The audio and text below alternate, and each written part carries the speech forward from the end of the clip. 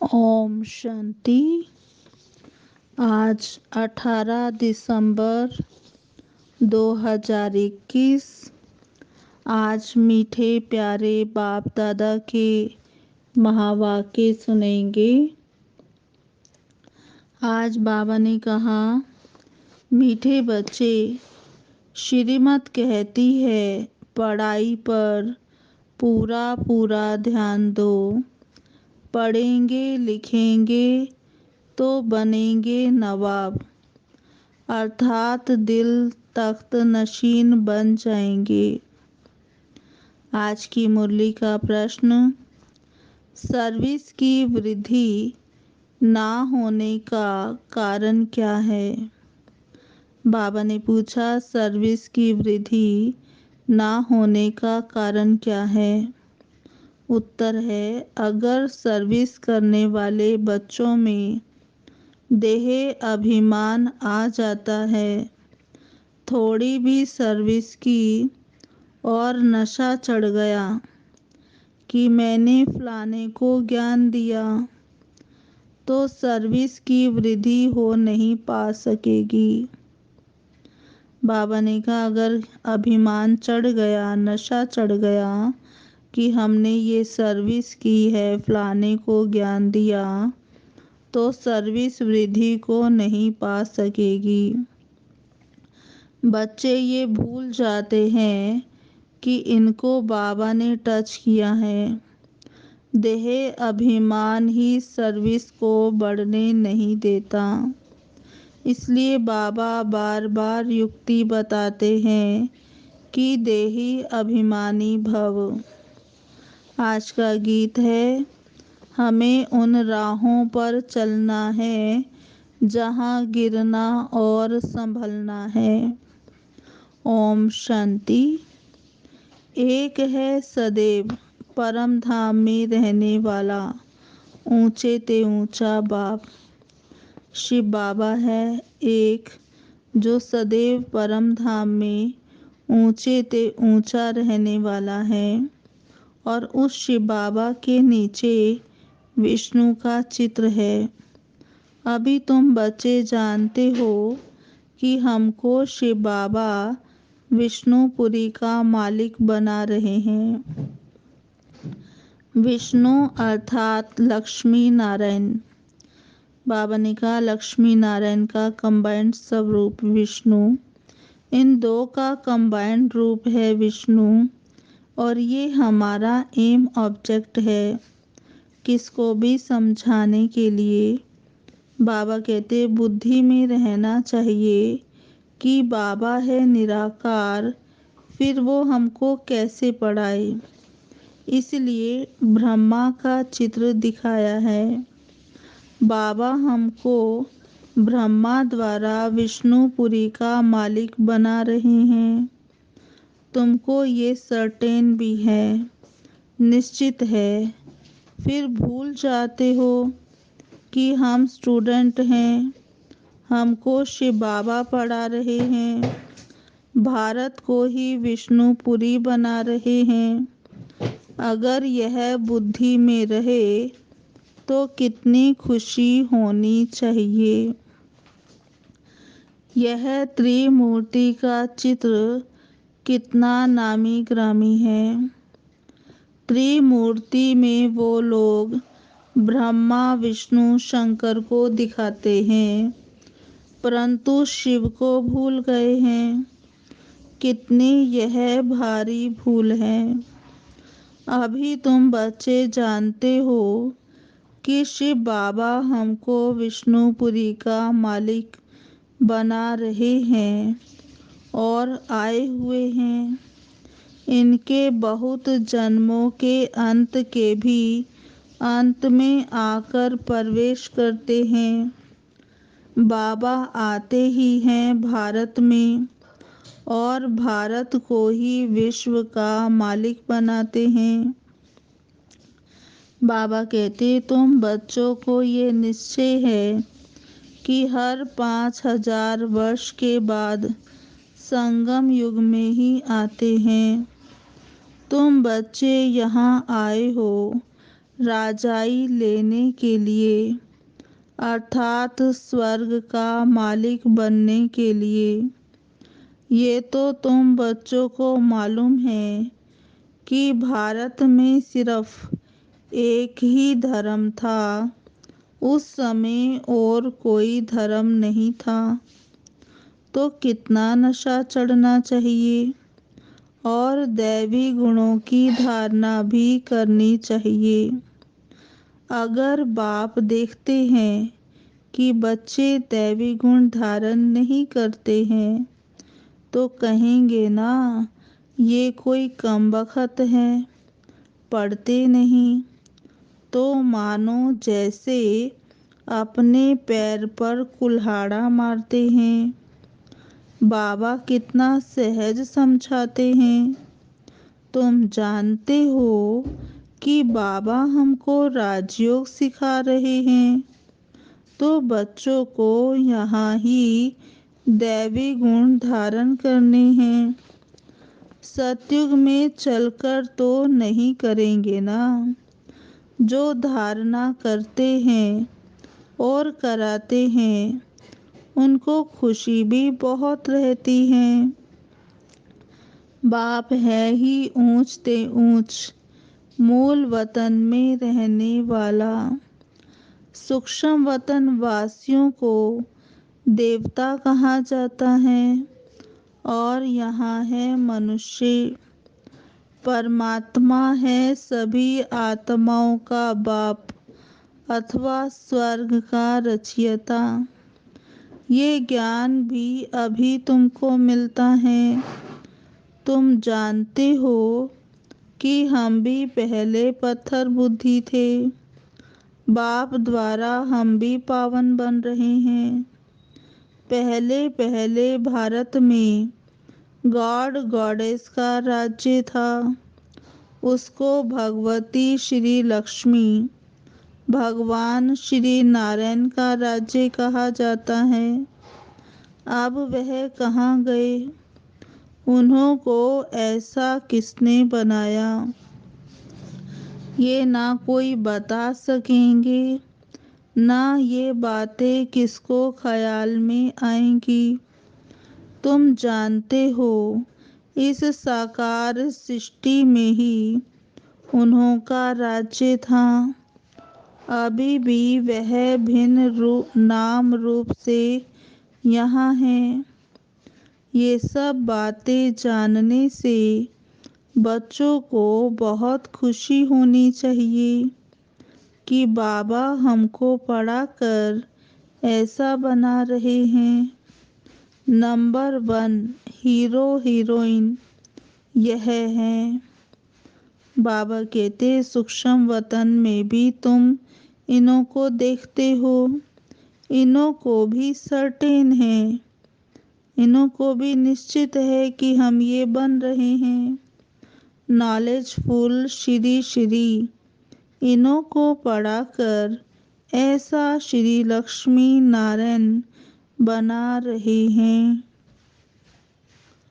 तुम इनके बच्चे भी गॉड गॉडेस बनेंगे।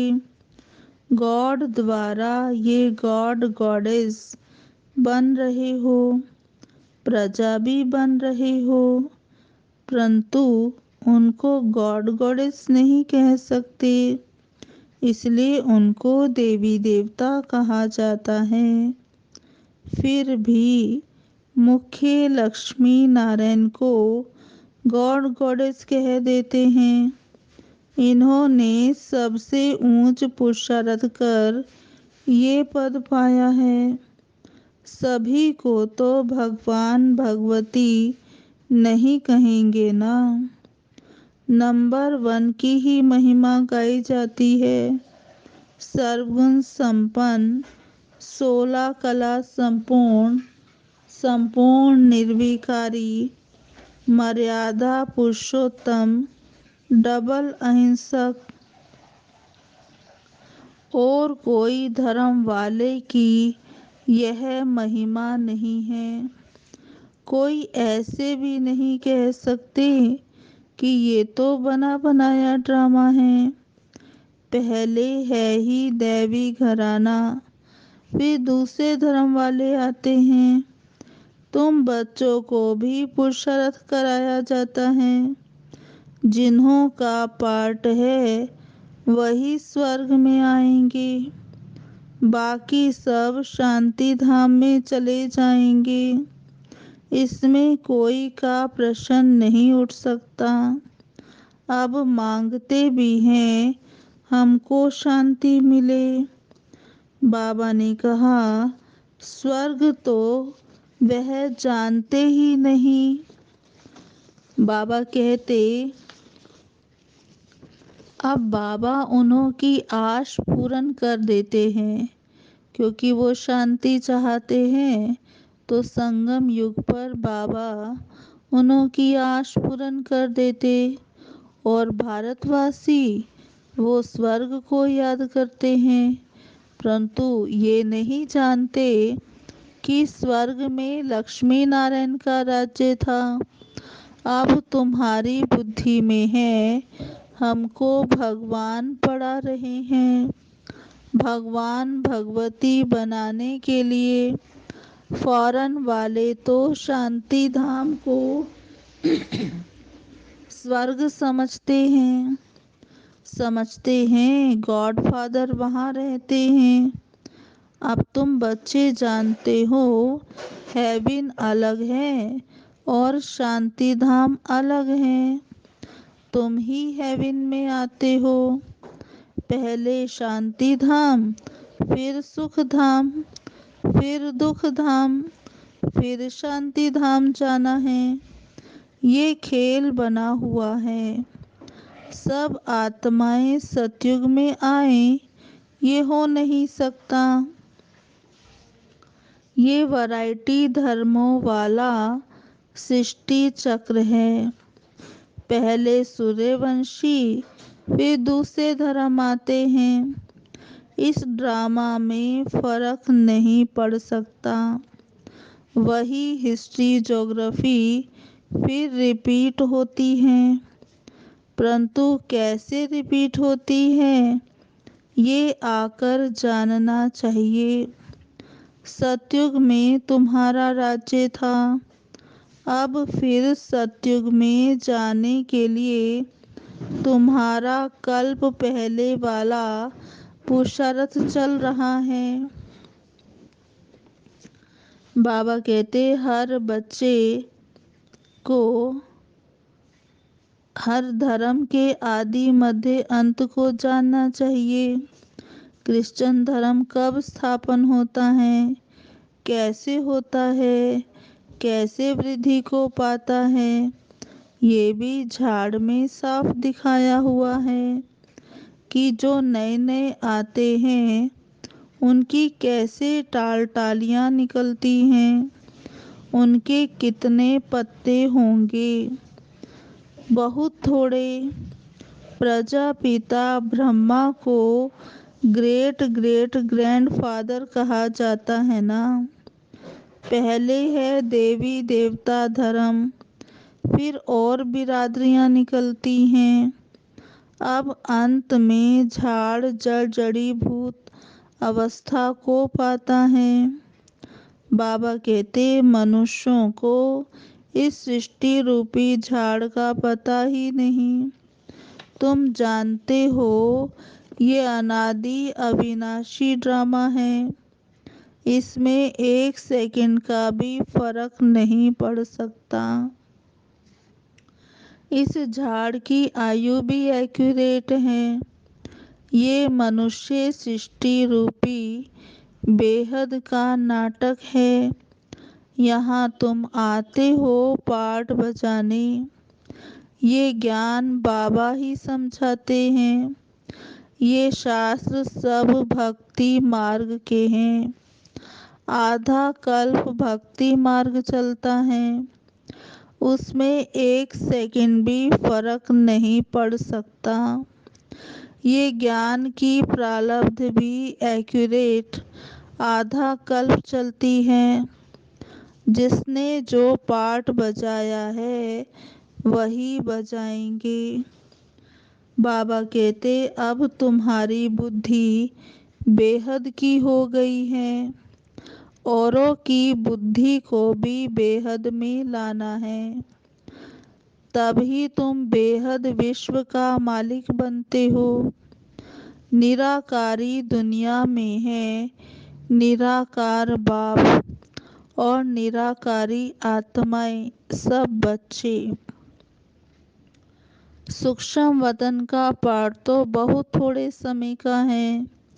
अब इस साकारी दुनिया में सबसे नंबर 1 सुप्रीम कौन है? तो कहेंगे लक्ष्मी नारायण। सुप्रीम बाप ही सुप्रीम धर्म की स्थापना करते हैं, और कोई भी धर्म को तुम सुप्रीम नहीं कह सकते हो। अभी तो सभी तमो प्रधान है। एक बाप ही है जो एवर प्योर है, एवर सुप्रीम है। बाकी सबको सतो रजो तमो में आना है। अब तो तमो प्रधान दुनिया का विनाश होना ही है। इन आँखों से जो कुछ देखते हो सब विनाश होने वाला है। जब नया मकान बनता है तो पुराना खत्म करना ही पड़ता है। तुम बच्चे नई दुनिया का साक्षात्कार भी करते हो। अब पुरानी से दिल हटानी है। गीत है ना, जाग सजनिया जाग, नवयुग आया कि आया। बाप तुमको अर्थ समझाते हैं कि बच्चे अब नई दुनिया स्थापन हो रही है, तो अब तुम्हारी बुद्धि में स्मृति आ गई है। बाबा ने कहा अब तुम्हारी बुद्धि में स्मृति आई है कि हमारा इस ड्रामा में अविनाशी पार्ट है, हमको फिर भी आना है। आदि से अंत तक तुम्हारा ही पार्ट है। आधा कल्प के बाद और टाल टालियां भी निकलती ही रहती हैं। जब टालियां निकलना बंद हो जाएंगी तब समझना कि वहां से आना बंद है, फिर यहाँ से जाना शुरू हो जाएगा। फिर ये सब इतनी आत्माएं कहाँ जाएंगी? यह तुम बच्चे जानते हो। सतयुग में बहुत थोड़े मनुष्य होंगे। एक बिरादरी की फिर कितनी वृद्धि होती है, कितना बड़ा झाड़ होता है। अभी अभी तमो प्रधान मनुष्यों का नाटक है अथवा कांटों का जंगल है। ये मनुष्य सृष्टि झाड़ एकदम विनाश नहीं हो जाता है। भल कितने भी तूफान आए परंतु एकदम विनाश नहीं होता, परिवर्तन जरूर होता है। अब तुम बच्चे कांटों से फूल बन रहे हो। ये बात भी जब धंधे धोरी में जाते हैं तो भूल जाते हैं। जिनको धारणा होती है वह सारा दिन विचार सागर मंथन करते रहते हैं कि कैसे हम सर्विस करें अथवा कांटों को फूल बनाएं। बाप सबसे बड़ा धर्मात्मा है जो साधुओं का भी उद्धार करने वाला है। बाप जब तक साकार में न आए तो मनुष्यों का उद्धार कैसे हो? बाकी प्रेरणा से थोड़े ही होगा। तो बाबा आकर ज्ञान देकर तुमको त्रिकालदर्शी बनाते हैं। तो तुम बच्चों को कितना नशा रहना चाहिए। बाबा बहुत युक्तियां बताते हैं कि ऐसी ऐसी सर्विस करेंगे तो बहुतों का कल्याण होगा। बाप को याद करो तो विकर्म विनाश हो जाएंगे, और चक्र को याद करो तो चक्रवर्ती राजा बन जाएंगे। औरों को भी बनाते जाओ। जैसे बैरिस्टर पढ़ाई से मनुष्य बन जाते हैं, और तुम मनुष्य से देवता बन जाते हो। बाबा कहते हैं, अगर आप समान नहीं बनाते तो गोया सर्विसेबल नहीं बने हो। सर्विस किसकी छिपी नहीं रह सकती। तुम्हारा भी अंत में प्रभाव निकलेगा। बाबा कहते, अभी तो बच्चों को बहुत पुरुषार्थ करना है। अभी बच्चों की अवस्था नीचे ऊपर होती रहती है। कुछ परीक्षाएं आती हैं तो बच्चे मुरझा जाते हैं। तुमको भी फील होता होगा कि आज हमारी अवस्था याद में टिकती नहीं है। दशाएं तो बदलती रहती है ना। बृहस्पति की दशा उतरती है तो एकदम नीचे गिरा देती है। बीमारी भी कर्म भोग है जो सर्विस नहीं कर सकते। अभूल तो अंत में ही बनेंगे, परंतु सदैव यह नशा रहना चाहिए कि हमको परम पिता परमात्मा पढ़ा रहे हैं, भगवान भगवती बनाने के लिए। अभी अगर फेल हुए तो कल्प कल्पांतर तुम्हारा ऐसा पाठ हो जाएगा। बाबा भी साक्षी होकर देख रहे हैं, और अपने को भी देखना है कि हम क्या सर्विस करते हैं। कभी कभी माया बच्चों को थप्पड़ लगा देती है। बाबा कहते, श्रीमत पर ना चलने के कारण माया मार मार कर मुर्दा बना देती है। सर्विस भी नहीं कर पाते हैं। नहीं तो देख भी रहे हो कि माताएं कितनी सर्विस करती हैं। कोई कोई तो देह अभिमान में आकर कहते हैं, हमने इनको ज्ञान दिया। ये भूल जाते हैं कि बाबा ने इनको टच किया है। बच्चों का नाम बाला करने के लिए देह अभिमान होने के कारण जो सर्विस होनी चाहिए वह नहीं हो पाती है। फिर कहते हैं, बाबा भूल हो गई। बाबा ने समझाया है, बड़े आदमियों को बहुत युक्ति से समझाना है। उन्हों से ही आवाज निकलेगा और वाहा वाहा होगी। परंतु बच्चों को अर्जुन योग की पावर भरनी है।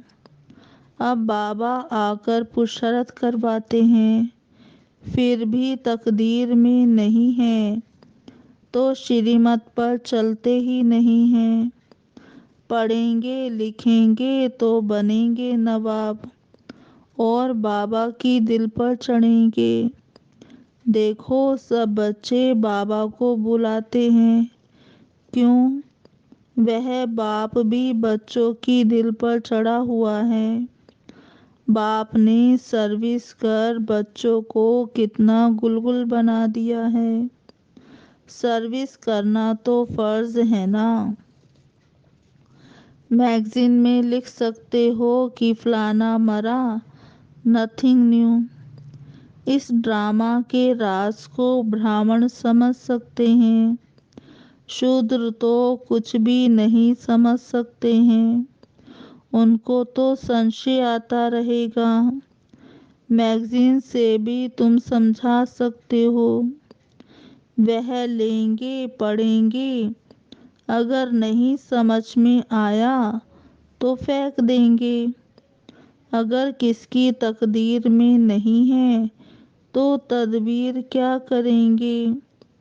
वे जरा भी धारणा नहीं कर पाते हैं तो दिल भी नहीं होगी कि ऐसे को यह मंत्र देवें। इसको कहा जाता है महामंत्र, मन मना भव। अच्छा, अगर खुद नहीं याद करते हो तो दूसरों का तो कल्याण करो। घर घर में यह पैगाम दो कि बाप कहते हैं मुझे याद करो। पतित पावन मैं ही हूँ, सर्विस के लिए माथा फिरना चाहिए। अच्छा, मीठे मीठे सिकिलधे बच्चों प्रति माता पिता बाप दादा का याद प्यार गुड मॉर्निंग। रूहानी बाप की रूहानी बच्चों को नमस्ते। हम रूहानी बच्चों की रूहानी बाप दादा को याद प्यार गुड मॉर्निंग, नमस्ते नमस्ते नमस्ते। सदा रहेंगे हंसते, बनेंगे फरिश्ते, चलेंगे परम धाम के सीधे रास्ते। अच्छा जी, ओम शांति। अभी सुनते हैं धारणा के लिए मुख्य सार। पहला है, अपनी बुद्धि हद से निकाल बेहद में रखनी है। अपनी बुद्धि हद से निकाल बेहद में रखनी है। दूसरों को भी बेहद में लाना है। इस पुरानी दुनिया से दिल हटा देना है। इस पुरानी दुनिया से दिल हटा देना है। दूसरा पॉइंट है, सदा खुशी में रहने के लिए धारणा करनी और करानी है। हमको भगवान पढ़ाते हैं, ये नशा रखना है। आज का वरदान है, तपस्या द्वारा अपने विकर्मों व तमोगुण के संस्कारों को भस्म करने वाले तपस्वी मूर्त भव। तपस्या द्वारा अपने विकर्मों व तमोगुण के संस्कारों को भस्म करने वाले तपस्वी मूर्त भव। विस्तार है, जैसे अभी ईश्वरीय पालना का कर्तव्य चल रहा है, ऐसे लास्ट में तपस्या द्वारा अपने विकर्मों और हर आत्मा के तमोगुणी संस्कार व प्रकृति के तमोगुण को भस्म करने का कर्तव्य चलना है। इसके लिए सदा एक रस स्थिति के आसन पर स्थित हो अपने तपस्वी स्वरूप को प्रत्यक्ष करो। आपकी हर कर्म इंद्रिय से देह अभिमान का त्याग और आत्म अभिमानी बनने की तपस्या प्रत्यक्ष रूप में दिखाई दे। आज का स्लोगन है, संस्कारों की टक्कर से बचने के लिए बालक और मालिकपन का बैलेंस रखो। संस्कारों की टक्कर से बचने के लिए बालक और मालिकपन का बैलेंस रखो। अच्छा जी, ओम शांति। ओम शांति। आज की मुरली के स्वमान। पहला, मैं आत्मा दिल तख्त नशीन हूँ। मैं आत्मा दिल तख्त नशीन हूँ। दूसरा स्वमान, मैं आत्मा देही अभिमानी हूँ। मैं आत्मा देही अभिमानी हूँ। तीसरा स्वमान, मैं आत्मा स्टूडेंट हूँ। मैं आत्मा स्टूडेंट हूँ। चौथा स्वमान। मैं आत्मा त्रिकालदर्शी बन रही हूँ। मैं आत्मा त्रिकालदर्शी बन रही हूँ। पांचवा स्वमान। मैं आत्मा तपस्वी मूर्त हूँ। मैं आत्मा तपस्वी मूर्त हूँ। अच्छा जी, ओम शांति। अभी 10 मिनट हम सभी बाबा को याद करेंगे। ओम शांति।